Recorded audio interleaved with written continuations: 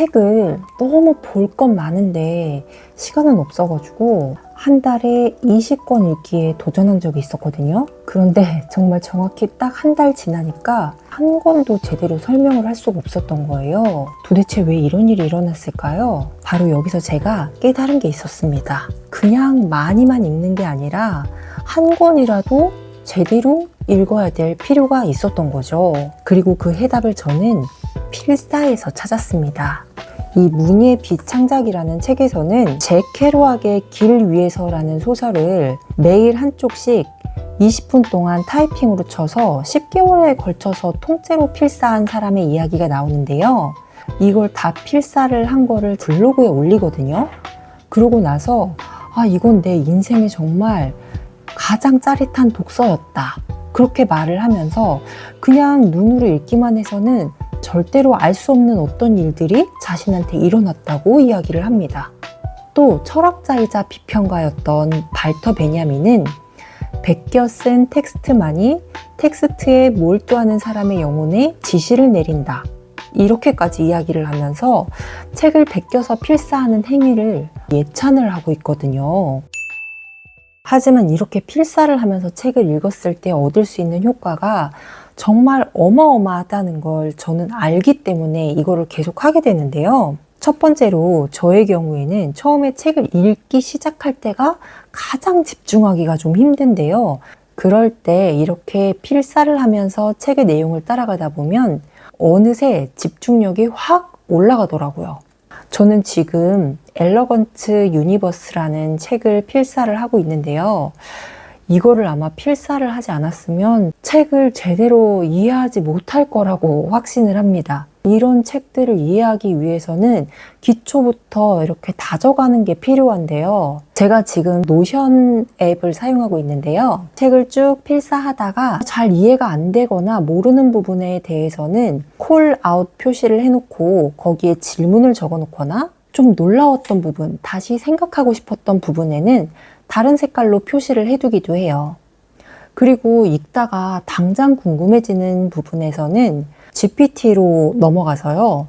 GPT에게 질문을 합니다. 그러면 그 내용을 보고 이해가 됐을 때 그러면 이게 이런 이야기야? 라고 물어보면 또 이 친구가 맞다 아니다 대답을 해줘요. 이제 제가 제대로 이해를 했으면 그 내용을 간단하게 적어두고 넘어갑니다. 물론 시간은 엄청 오래 걸립니다. 두 번째로 눈으로만 읽었을 때는 안 보이던 게 보여요. 이거는 제가 문학 작품을 읽을 때 많이 느꼈던 건데 제가 성격이 급해서 그런지는 모르겠는데 책을 보다 보면 어떤 되게 좀 암시적이고 핵심적인 부분들이 있거든요. 근데 그 부분을 어쩌다가 놓쳐버리면 그 뒤에 이어지는 뉘앙스들을 모조리 다 놓쳐버리게 돼서 결국 무슨 말인지 하나도 모르겠는 상태가 되더라고요. 그런데 필사를 하면서는 그렇게 뛰어넘거나 주의를 집중하지 않은 상태에서 넘어가는 부분이 거의 없어지다가 보니까 이 책에 대한 이해도가 굉장히 높아지고 세밀한 부분까지 다 볼 수 있게 되니까 정말 독서가 재밌더라고요.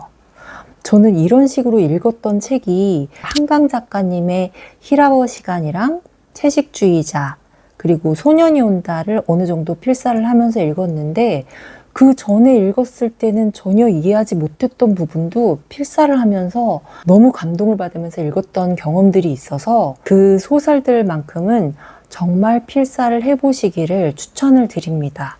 세 번째로 필사를 하다 보면 저도 모르게 그 작가가 사용하는 어떤 말투 같은 것들이 제 몸에 배서 제가 직접 글을 쓰거나 말을 할 때 그 표현을 하게 되는 일들이 생겼습니다. 왜 작가 지망생들이 글 잘 쓰기 위해서 필사하는 경우가 종종 있다고 들었거든요. 근데 제가 써보니까 진짜 이래서 그럴 수 있겠구나 하고 생각하게 됐어요. 예를 들면 제가 그 제레드 다이아몬드의 총균세를 필사를 할 때 이 책에는 진짜 왜 라는 질문이 정말 많이 나오거든요. 근데 이렇게 질문을 하고 그 작가가 논리를 굉장히 잘 세워가면서 근거를 대요. 그런데 그 글을 쓰는 구조를 나도 모르게 이걸 따라하면서 학습이 되더라는 거죠. 하지만 현실적으로 총균세만 해도 거의 페이지가 제 기억으로는 500페이지가 넘거나 가까이 되거나 그런데요. 이거를 손으로 다 베낀다는 건 정말 너무 힘든 일일 것 같고요. 그래서 저는 타이핑으로 필사를 하거든요. 그러면 비교적 필사를 하는데 시간을 줄일 수도 있고 검색도 중간중간 할 수 있게 돼서 활용하기도 되게 좋더라고요. 그리고 또 제가 타이핑으로 필사를 할 수밖에 없는 이유가 있어요. 일단 저는 제 글씨체가 마음에 안 들어요. 악필이고요. 또 이거를 하겠다고 되게 예쁜 종이하고 펜하고 사서 이제 시작을 한단 말이에요. 근데 쓰다가 글자를 틀려요. 그러면 이걸 지우고 써야 되잖아요. 근데 그 오점을 남기기 싫어가지고 노트를 찢고 하다가 보면은 그냥 그만하고 싶은 거예요. 지쳐가지고.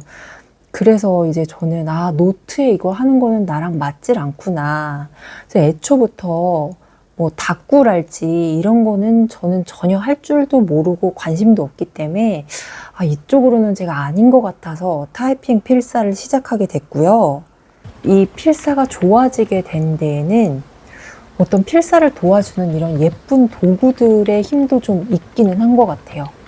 제가 마음에 드는 독서대랑 제가 마음에 드는 키보드를 쓰면서 이 키보드를 쳤을 때 느껴지는 그 손가락의 감각이랄지 아니면 그 소리들이 또 묘하게 힐링되는 그런 게 있더라고요.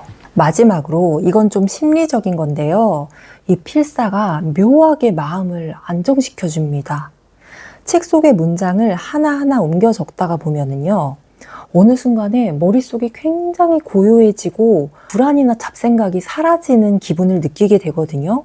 근데 이게 명상하거나 요가할 때랑 되게 기분이 비슷했어요. 특히 저는 하루가 좀 정신없이 지나가고 좀 스트레스 받았던 날, 그런 날 필사를 하면 좀 마음이 정리가 되고 안정이 되는 거예요. 그 문장은 작가가 쓴 거지만 그걸 내가 다시 씀으로써 그 문장이 내 것이 된 것 같은 기분도 들고요. 그래서 확실히 전보다는 더 나은 사람이 된 것 같고 좀 더 똑똑한 사람이 된 것 같은 기분이 들더라고요. 처음에는 책을 기억하고 싶어서 시작을 했던 건데 그 과정에서 이런 다른 좋은 부수적인 효과들을 보게 되니까 제가 이제는 거의 필사를 안 하고는 책을 읽기 싫어질 정도로 이 매력에 빠져들었습니다. 마지막으로 필사할 책을 고르실 때는 목표하는 용도에 좀 맞는 책을 고르시기를 바랍니다. 이 문학적 감동이나 감정들을 느끼고 싶으신 분들은 읽기를 좀 미뤄왔지만 평생에 진짜 꼭 한번 이 책은 내가 제대로 읽어야겠다 라고 생각했던 어떤 수상작이나 아니면 세계문학 전집 그런 고전을 추천을 드리고요. 어떤 논리나 구조를 익히시고 싶은 분들이라면 제라드 다이아몬드의 총균세나 유발 하라리의 사피엔스를 정말 추천드립니다.